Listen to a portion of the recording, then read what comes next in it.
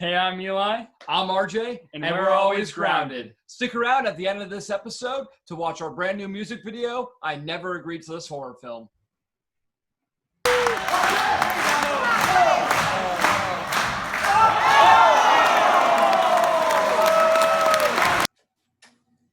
One half of Inzanely Rude, the pop punk kid, RJ Rude. Bear country. When you attacked Zane and I, you woke up something in us that we haven't felt for a very, very long time.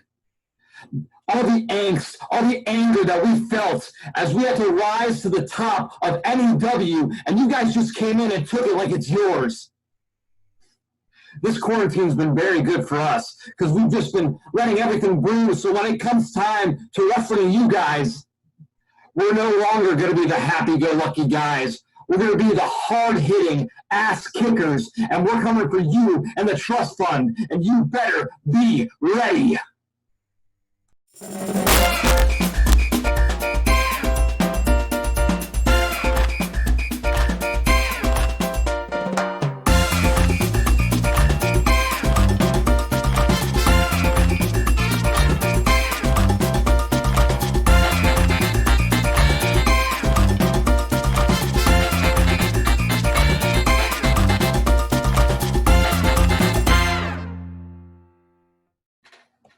Hey everybody, welcome to the Mike Grand Show, and today's special guest is from Inzanely Rude, RJ Rude. Hey RJ, how are you doing? I'm good. How are you, Mike? Good, thank you for joining us today. Well, thank you for having me.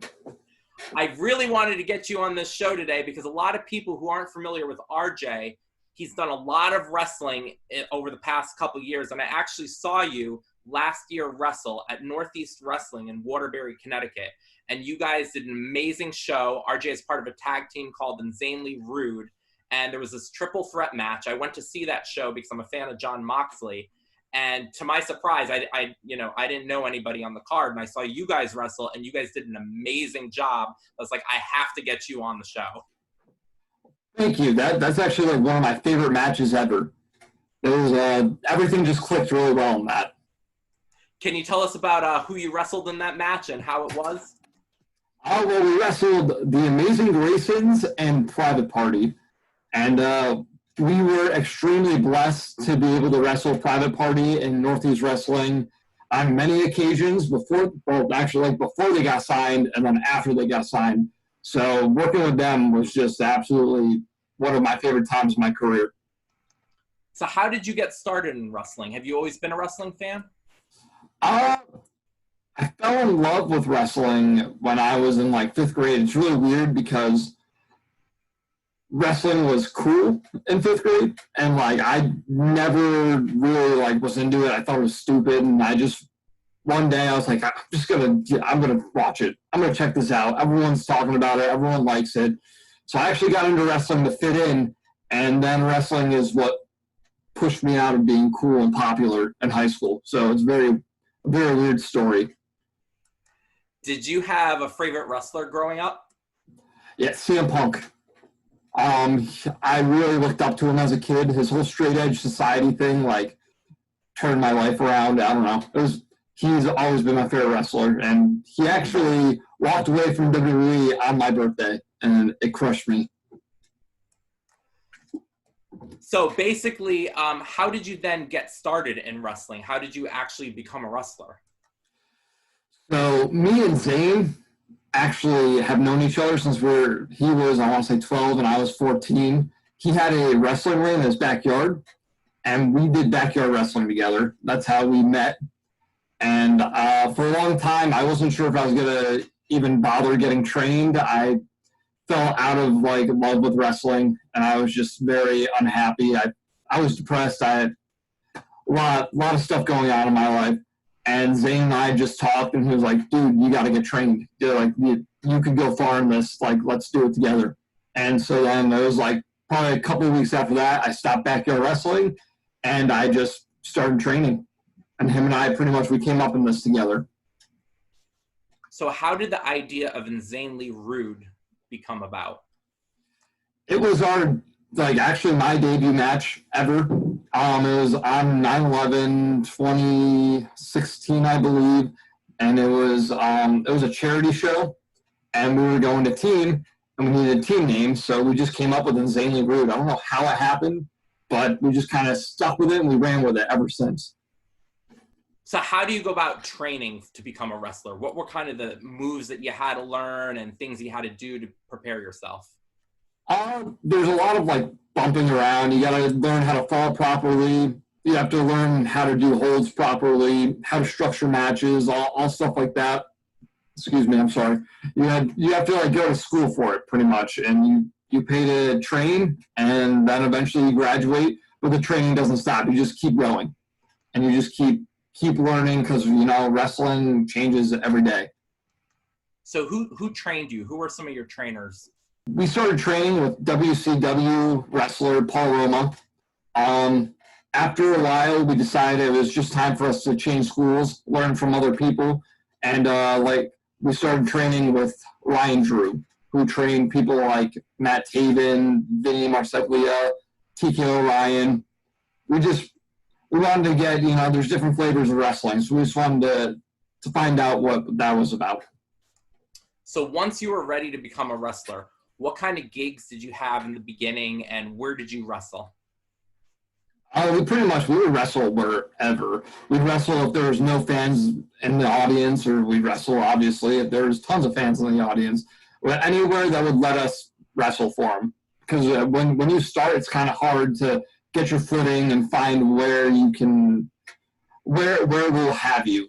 It's just being new at something, you got to meet the right people, make the right moves. And have you had a favorite match over your career that really stood out to you? Or what are some favorite matches that you've had? One of my favorite matches was me and Zane wrestled in a hardcore match. That was honestly probably one of my favorites because we don't get to do gimmick matches very often. We wrestled, we did that, and then my other favorite match was in New York. It was at the Mid-Hudson Civic Center against Luchasaurus, Jungle Boy, and Private Party. One of my favorite matches. We were very upset because it was supposed to be all streamed live, and we were the opening match, and they were having technical difficulties, so the world did not get to see it live, unfortunately. And it was just really good. Everything clicked great. And have you ever gotten injured in a match? No, I'm very lucky. I have not gotten injured, knock on wood. If there's any in this room, I don't know. I don't want to get hurt. And what is your favorite move to do in the ring? Do you have like a signature move? I just like to do flips. I like to do backflips. My favorite thing to do is when people are on the outside and I get to do a springboard backflip to the outside. I love doing it. You guys are like high flyers in the ring, which is what makes it so action-packed and fun to watch. Has there ever been a match that you've done where something went wrong or unexpected that you had to cover up in the match? I just feel like every match is like that. You never know with wrestling what's going to happen. You don't know how the audience is going to react to you. So you just always have to be ready, and you have to think on your feet constantly.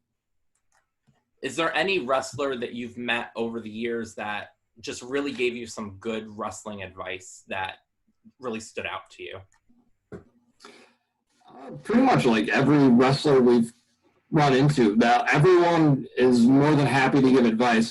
Surprisingly, like a lot of people will be surprised. Enzo Amore, super nice guy. He all summer long he'd watch our matches and he would just critique us, let us know what he thought. And he was just very nice, always there. He loves the business, and I feel like he gets a really bad rep. He loves the business, and he was more than happy to watch our match and give us critiques on what we could do better. Yeah, Enzo's really nice. I've met Enzo too, and he really is a nice guy. What would be your dream match? Is there any match that you're like, oh, I would like to wrestle this person in this type of match? Okay, so for us, we're very lucky. It may happen at some point because they just got released. Zack Ryder and Kurt Hawkins. That is our dream match right now. Like Zack Ryder, I followed him since like the very beginning. I love him. So if that could happen at some point, I will be so happy. Okay, and you've worked with some pretty big names that are currently in the AEW. I'm going to throw you out some names, and you tell me what it was like working with them. So we're going to start off in that match that I saw you with, Private Party. Yeah, working with Private Party was great. They really challenged us to get out of our comfort zone. And just really they just pushed us all the way to what we could be. And then you also worked with Jungle Boy. Yeah, working with Jungle Boy and Luchasaurus was very nerve-wracking because they were we already knew Private Party before they got signed, so we were already friends with them, we were boys with them.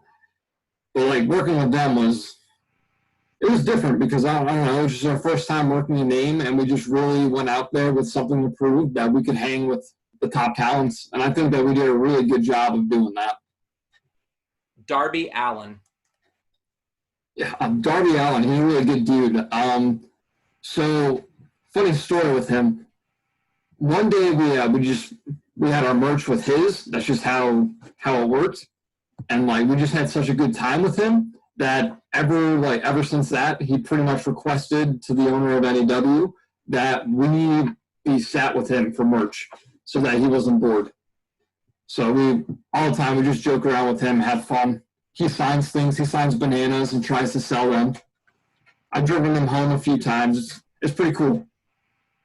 And also, you don't just wrestle. You also have a little bit of a music career going on as well. Can you tell us a little bit about that? So I'm in a band called Always Grounded. It's actually me and my little brother. He's 19 or 20 now. I don't know. It all gets jumbled up. I have 3 siblings. He's actually legally blind, so that's a whole cool thing about us is he's blind and he's playing guitar. That's pretty badass. We're a pop punk band, acoustic.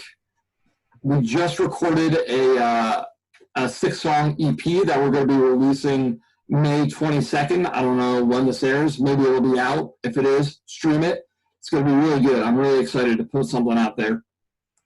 So do you guys write your own songs and just play your own instruments as well, or is it just singing and writing?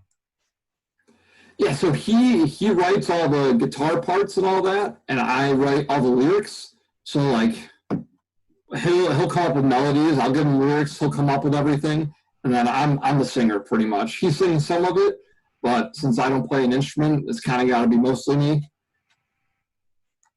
And who are your influences in the music world that inspired you?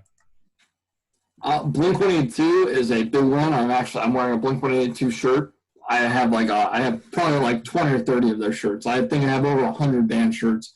People like Blink, Neck Deep, All Time Low, just pretty much all the great pop punk bands that came before us. We just want to pay homage to them. And do you have any aspirations for film and television? I haven't really ever thought about that. If the opportunity came, I definitely would not deny it. I would give it a shot. But right now, for me, it's just wrestling and music. If I can make it in something, I don't know. I just want to help other people not feel alone because it can be hard when you feel alone in this world. So if anyone's watching, you are not alone. There are other people who feel like you. And what would you say are 3 things that maybe people don't know about you that would be interesting facts about you? Oh, goodness, 3 things? Let me think. Well, 1, I am straight edge. I don't drink. I don't smoke. I don't do any of that. That's really all. I don't know. I'm open with myself. I try to let people know who I am. I don't like to hide things, if you know what I mean. Okay, now we're going to do a little bit of a lightning round where I'm going to ask you some couple things and you tell me which one you prefer. Okay. So, 2.5 Men or King of Queens? King of Queens. Summer or winter? Summer. Country music or dance music? Dance music. Jennifer Aniston or Jennifer Lopez? Jennifer Aniston. Dogs or cats? Dogs. Right, dog? Show us your dog, because I know you got the dog in the background. What kind of dog do you have? He's a labradoodle. Come here, buddy. Get over here. Stretch like a cat. Come here. He's coming. He's heavy. He's like 65 pounds. Oh, that's a big one. Yeah, he's a big boy. But he's cute. Get a nice shot of him for the camera here. Say hi, Rex. And what are your fans called? The Inzanely Rude fans? Oh, I don't know. They can make up their name. And Inzanely Rudians, I don't. Okay, because that dog's your number one fan, right? Oh yeah, my dog is definitely my number one fan when he's not being evil. He's a good boy. He just he's young, so he likes to get into everything. All right, back to the lightning round. Bacon or eggs? Bacon. Peanut butter and jelly with, I'm sorry, peanut butter with jelly or peanut butter with fluff? Peanut butter with jelly. Raw or SmackDown? SmackDown. Netflix or Hulu? Hulu. Pizza with toppings or pizza with no toppings? Pizza with toppings. 80s or 90s? 90s. Super Bowl or Super Mario Brothers? Super Mario Brothers. All right. And then if anybody's watching this broadcast right now and they want to get in touch with you and learn more about you, how can they reach you? My name is RJ Rude Rassels with an A on pretty much every social media platform. If you want to check out my band, we're always grounded. You can check us out on any music platform like Spotify, Apple Music. We are Always Grounded Band on Instagram. I think we're grounded_always on Twitter. We couldn't get Always Grounded, unfortunately. And on Facebook, we're just Always Grounded. All right, and I'll put up those links for you guys, those handles at the end of this broadcast. And I got to ask you, too, if you had, first off, I don't know why you're not signed. Can you answer that question for me, why you're not with AEW or WWE right now? Sure, I just don't think anyone has caught wind of us yet. Hopefully, in the very near future, we can show up to a couple AEW events, maybe some WWE events. Yeah, I don't know. I hope soon. Well, I'm hoping that this will give you guys some exposure. And then, too, you're willing to come back when you're huge. And you're like, yo, I got my start here. I mean, you worked for it, but your first big interview, right? How many other interviews have you done? The only other one we've done is the Big Bacon podcast. What's Sizzling? All right, so yeah. I hope fans come up to you and like anybody who sees RJ Rude and sees this interview, go up to him and say, I saw you on the Mike Rand show. Please. I love talking with fans, so. All right. Thank you very much for joining us today. Wish you all the luck in the world. And Thank you. We will see you guys next time. Keep it right here for some more great interviews. Thanks for joining us today, everybody. Thank you for having me. You're welcome. We're Always Grounded. And up next is our brand new music video, I Never Agreed to This Horror Film.